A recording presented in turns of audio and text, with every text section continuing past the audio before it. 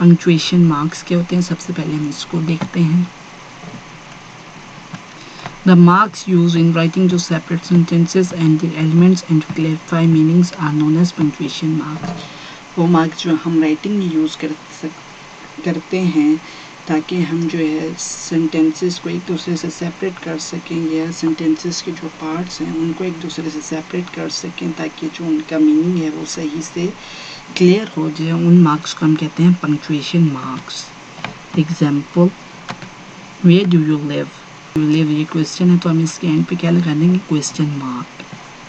She is going to school, अब ये क्या है, यहाँ पे स्कूल पे सेंटेंस एंड हो गया तो जब सेंटेंस एंड हो जाए तो हमने क्या लगाना होता है, full stop.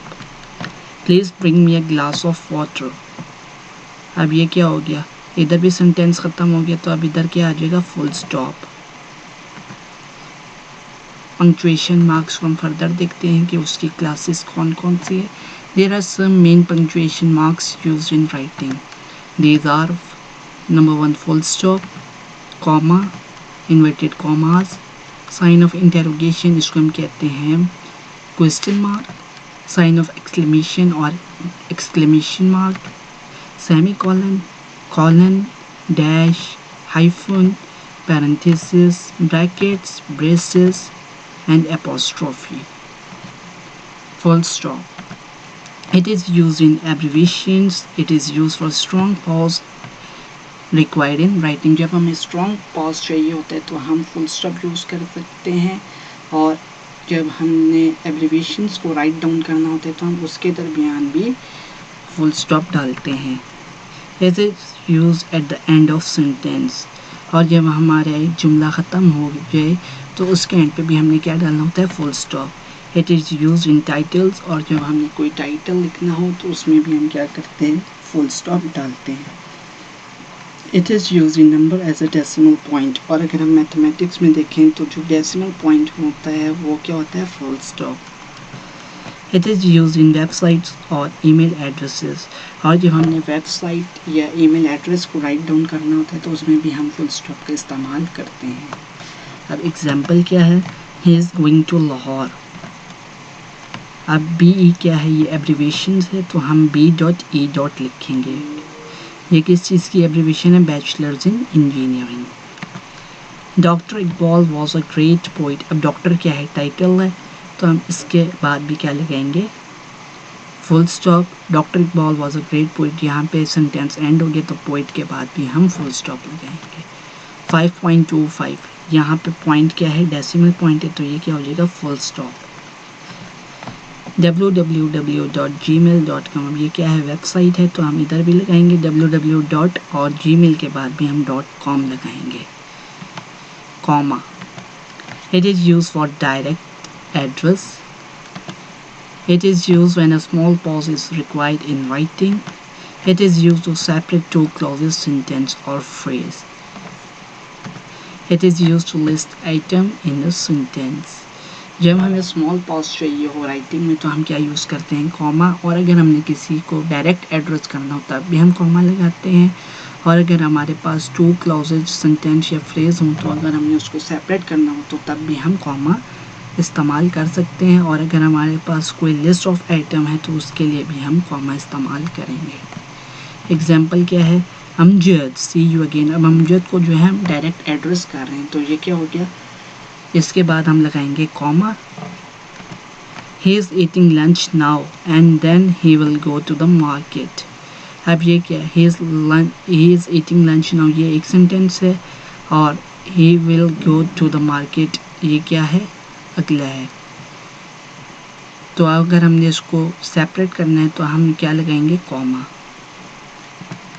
He bought cake, biscuit, chips and pizza from bakery, अब केक क्या है, ये केक, बिस्किट, चिप्स और पिज़्ज़ा क्या है, ये लिस्ट ऑफ आइटम है, तो अगर हमने इसको सेपरेट करना है या राइट डाउन करना है तो हम उसके दरमियान क्या लगाएंगे, कॉमास लगाएंगे ताकि ये जो है एक दूसरे से सेपरेट हो सकें।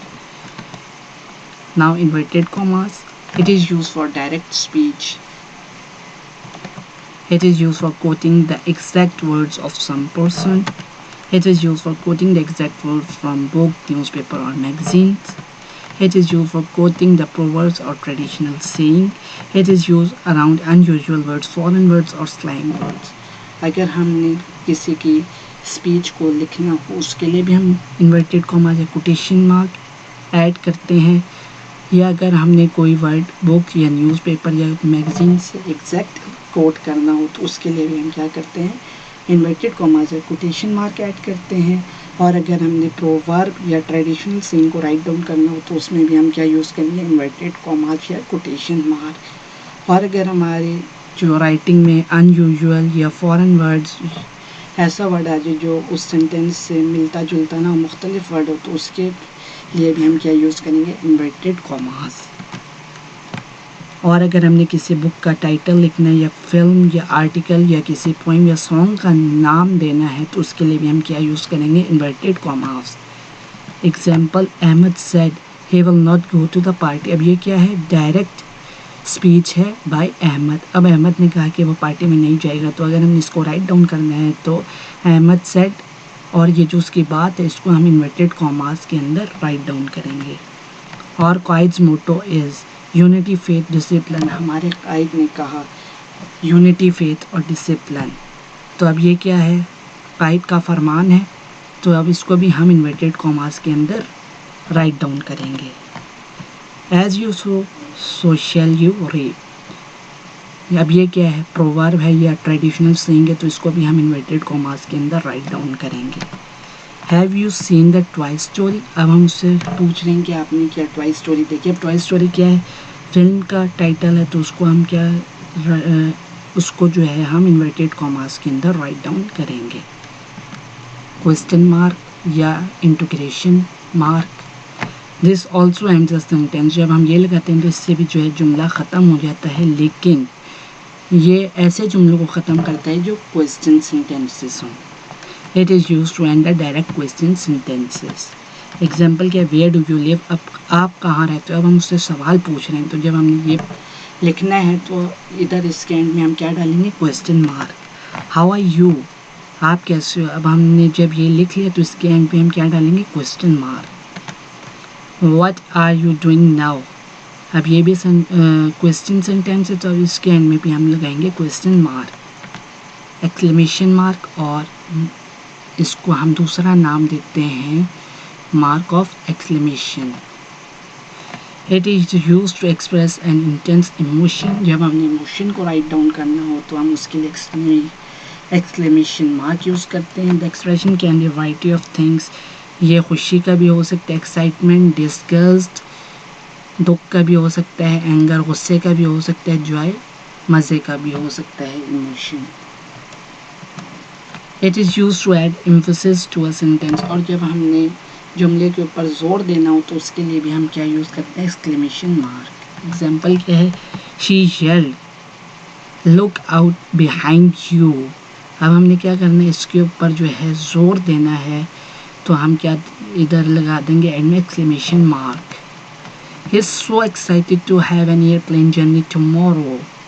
अब वो खुशी का जब हमने इजहार करना है, तो हमने जब ये राइट डाउन करना है तो इसके एंड में जो है हमने लगाना है exclamation mark, semicolon. It is used to link to independent clauses that are closely related to each other. जब हमने दो इंडिपेंडेंट क्लॉजेस को जोड़ना हो जो कि एक दूसरे से बहुत गहरा ताल्लुक़ रखते हो तो उसके लिए हम क्या लिखते हैं, semicolon. Example, he has train at 6 AM tomorrow, he is not going with us। अब ये क्या है, दो इंडिपेंडेंट क्लॉजेज है। फर्स्ट क्लॉज ये है he has train at 6 AM tomorrow, और दूसरी है he is not going with us। अब ये दो इंडिपेंडेंट क्लॉजेज है, तो अगर हमने इनको एक दूसरे से लिंक करना है तो उसके फर्स्ट क्लॉज के एंड में जो हम लगा देंगे सेमीकोलन।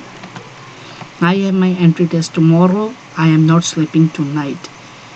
अब ये क्या, ये एक क्लॉज है और ये दूसरा क्लॉज है, तो अगर हमने इसको लिंक करना है तो फर्स्ट क्लॉज के एंड में और before starting of second clause हम क्या लगा देंगे, सेमीकोलन।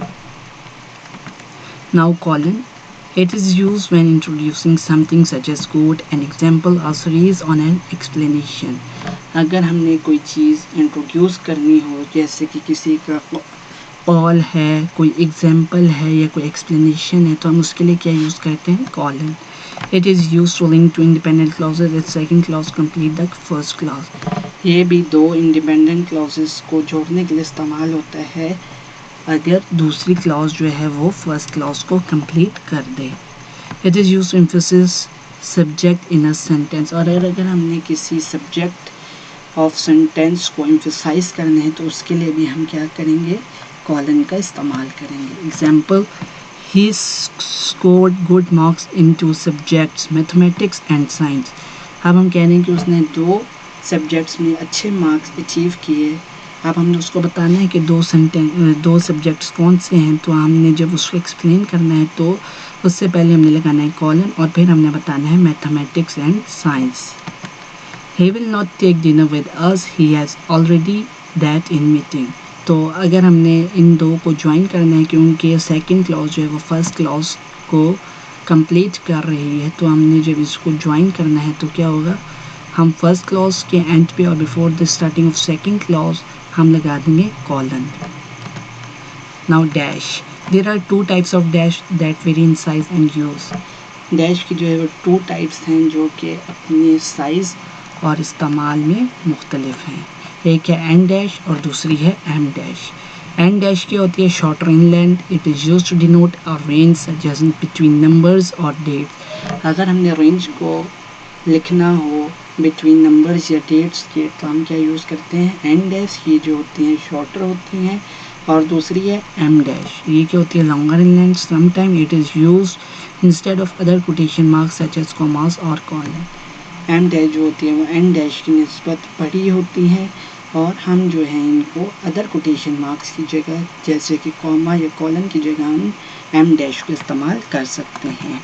एग्जाम्पल क्या है, राइट काउंटिंग फ्रॉम 0 to 100। अब ये क्या है, हम उसे रेंज दे रहे हैं कि उसने काउंटिंग लिखना फ्रॉम 0 to 100, तो उसके लिए हम क्या यूज़ करेंगे, en dash. He is running his business from 2000 to 2001। अब हम उसे बता रहे हैं कि वो बिज़नेस अपना कब से रन कर रहा है या जो उसकी रेंज है वो कितनी है, 2000 से 2001, कि वो इस दरमियान से अपना बिज़नेस रन कर रहा है। हर statement was clear, yes. Hyphen, it is use in compound words when 2 or more words are connected।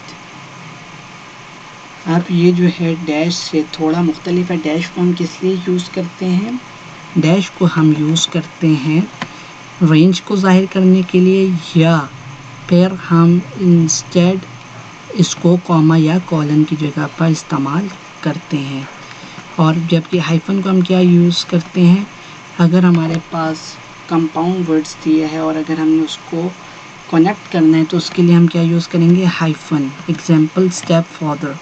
अब ये कि स्टेप अलग वर्ड है और फादर अलग है, तो अगर हमने इसको कनेक्ट करना है तो हम बीच में लगा देंगे hyphen. Father in law, father अलग है, इन अलग है और लॉ अलग है, अगर हमने इसको कनेक्ट करना है तो बीच में हम लगा देंगे हाइफन।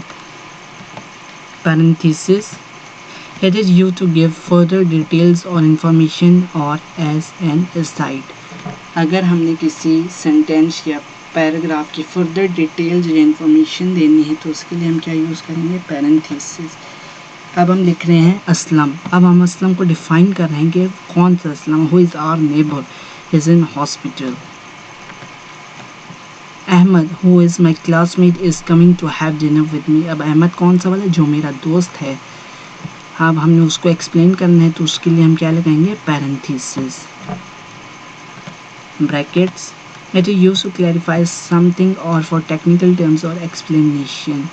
अगर हमने किसी चीज़ को मज़ीद क्लैरिफाई करना है उसके लिए हम क्या यूज़ करते हैं, brackets. It is used to clarify subject when quoting another person और टेक्स्ट। और ये सब्जेक्ट को भी क्लैरिफाई करने के लिए इस्तेमाल होता है। एग्जाम्पल, ही, कौन he, Mister Ahmad agrees to go with us. अब ही क्या, मिस्टर अहमद जो है वो ही को क्लैरिफाई कर रहे हैं कि ही जो है वो मिस्टर अहमद है जो कि हमारे साथ चलने के लिए वाजी हो गया। Braces, it is used in mathematical expression और ऑपरेशन। ब्रेसेस को जो है मैथमेटिकल ऑपरेशंस में इस्तेमाल करते हैं। एग्जांपल क्या है, 5 ब्रेसेस 4 प्लस ब्रैकेट या पैरेंथेसिस 3 माइनस 1। अब अगर हमने इसको राइट डाउन करना है तो हम इसको ऐसे लिखेंगे, तो उससे जो हमारे पास आंसर आएगा वो क्या आएगा, 30। अब अगर हमने इसको राइट डाउन करना है तो हम उसको कैसे लिखेंगे, 5 braces 4 plus parenthesis 3 minus 1 is equal to 30. Apostrophe, it is used to show letter or letters are omitted. Apostrophe किस लिए यूज होता है कि अगर हमने कोई लेटर या लेटर्स को टेक्स्ट में से ओमिट कर दिया है तो उसके लिए हम यूज करते हैं apostrophe, या अगर हमने किसी की पोजेशन को शो करना है उसके लिए भी हम apostrophe यूज करते हैं। It is used to pluralize lower case letters, और अगर हमने लोअर केस लेटर को प्लुरलाइज करना है तो उसके लिए भी हम क्या यूज़ करते हैं, apostrophe। Example, I have been working insurance company for 6 month. अब ये क्या, आई हैव है तो अगर हमने ऐसे लिख दे तो हम इधर से HA क्या हो गया, ओमिट हो गया, तो ये क्या बन गया, I have been working insurance company for 6 month. अब ये क्या है, HA को बता रहा है कि वो ओमिट हो गया, तो उसकी जगह हमने क्या लगा दी है, apostrophe. Allies car is white, अब किसकी कार, अली की कार। अब ये जो है एपोस्ट्रोफी एस जो है वो कार की पोजीशन को जाहिर कर रहा है कि किसकी कार है, अली की कार है। Now that's all about the punctuation marks. I hope you will enjoy my video. Thanks for watching. Please like my video and share my videos to all your friends and press the bell icon for the subscription in order to get a notification for all the videos which will be uploaded in future. Till next video, take care. Allah Hafiz.